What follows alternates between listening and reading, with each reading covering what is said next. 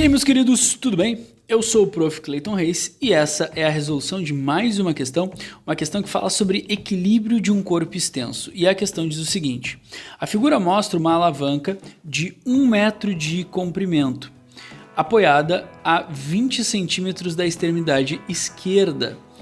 Considerando o desprezível peso da alavanca, qual o módulo da força F que deve ser aplicada na extremidade da direita para sustentar em equilíbrio um peso de 500 newtons colocado na outra extremidade?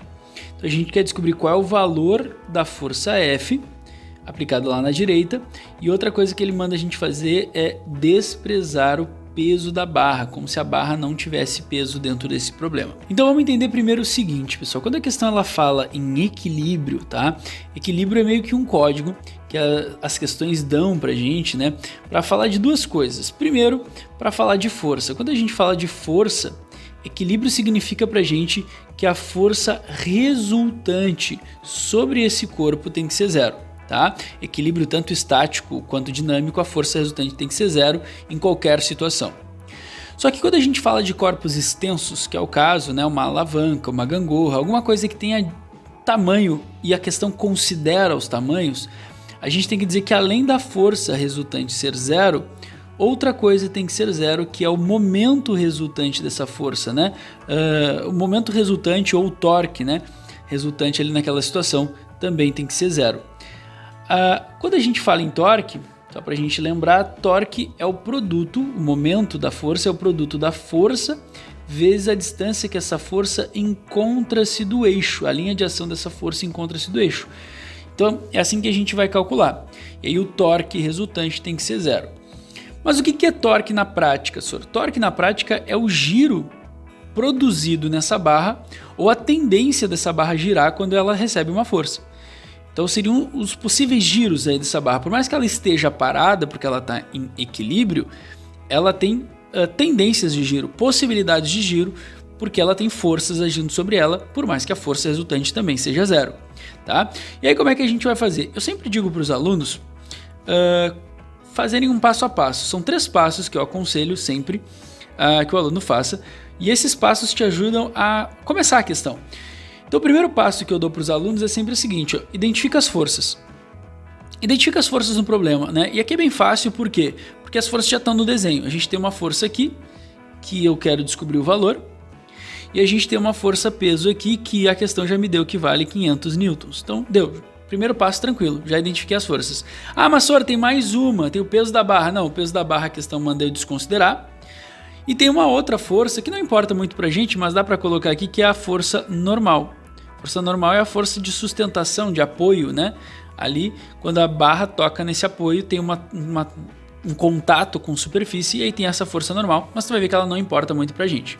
Segundo passo é identificar o eixo de rotação. Como assim? Em algumas questões esse eixo não está muito visível. Aqui não, aqui está bem visível.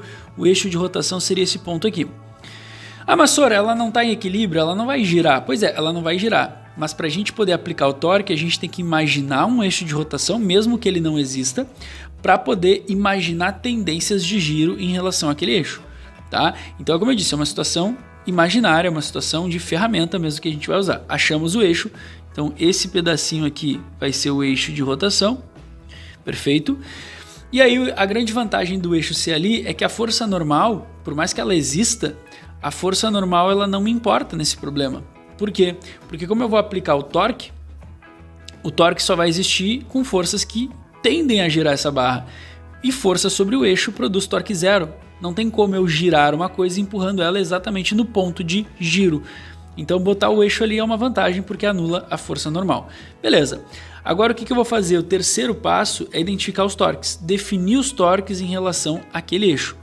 E aí tu vai ver o seguinte, ó, o que eu quero dizer com definir o torque? Imagina então que essa barra foi pregada aqui, e agora tu vai tender a fazer ela girar com as forças da situação. Por exemplo, a força F então, ela vai produzir uma tendência de giro nesse sentido, né, no sentido horário da situação. E aí o mais interessante é isso, ela não vai girar, mas se eu abstrair a força peso, imaginar essa barra pregada ali e imaginar que existe uma força F ali na direita, essa força F faria um giro nesse sentido. Só que a gente sabe que do outro lado existe a força peso, que também puxa para baixo, só que ela está do outro lado do eixo, como uma gangorra, e ela vai tender a fazer um giro para o outro lado, no sentido anti-horário agora da situação. E é justamente essa ideia, cada uma das forças produz um torque, a força peso produz um torque no sentido anti-horário, a força F produz um torque no sentido horário, e esses dois torques eles são equivalentes, eles têm o mesmo valor, sentidos opostos, então eles se anulam, e aí por isso que o torque resultante vai ser zero e a barra não gira, porque as tendências dos torques se anulam. E aí eu vou aplicar agora, como é que eu calculo o torque? Força vezes distância. Então olha só, o torque, né, o momento da força peso, que é no sentido anti-horário, tem que ser numericamente igual ao momento da força F, que é horário, sentido horário. Bota os valores, a força peso vale 500, e a força peso, ela está a uma distância de quanto do eixo? Por isso que é importante eu definir o eixo, para poder definir os torques e depois as distâncias. A própria questão me diz que essa barra ela tem 1 metro de comprimento e ela está apoiada a 20 centímetros da extremidade da esquerda. Então 20 centímetros a extremidade da esquerda e o eixo.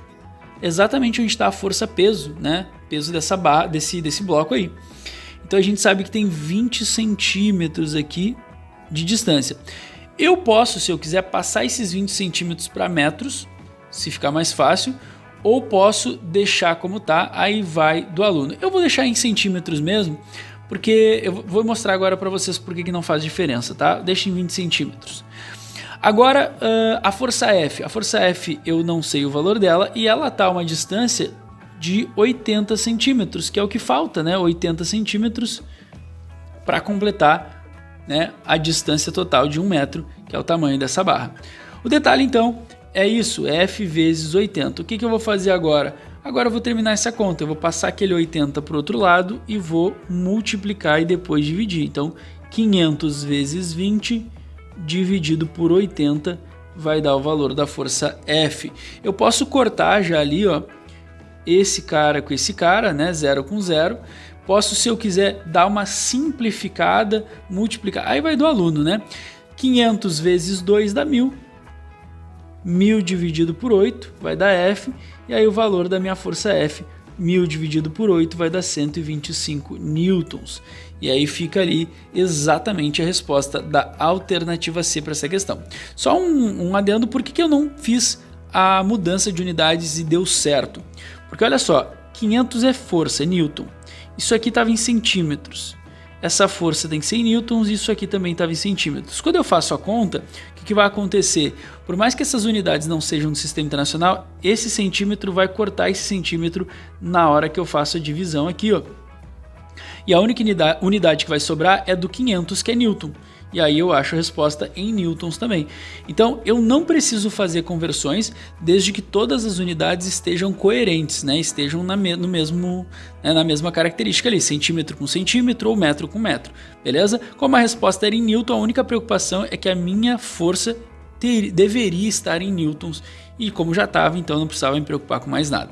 Então para essa questão, ficamos aí com a resposta da alternativa C. Espero que vocês tenham entendido, espero que vocês tenham gostado da resolução. Muito obrigado por assistirem até aqui, fiquem ligados aí nas próximas e era isso, bons estudos para vocês e tchau, tchau!